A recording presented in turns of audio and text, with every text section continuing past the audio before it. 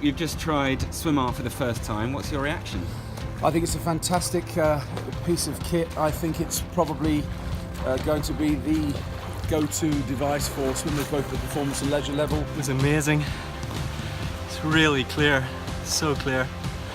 Better than I expected. It's really clear when the goggles are on in the water, so you can see the timing really clearly. Yeah, it's great. Unique because I've never seen anything whilst I'm swimming before. But you can see what time, like your split pace, which is interesting. I thought it was really cool. It did what it set out to do.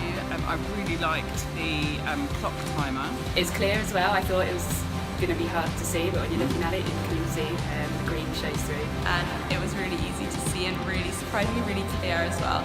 And yeah, I really liked it. Enhancements that are possible with this are amazing. I think it's fantastic. Being able to keep track of your time is amazing.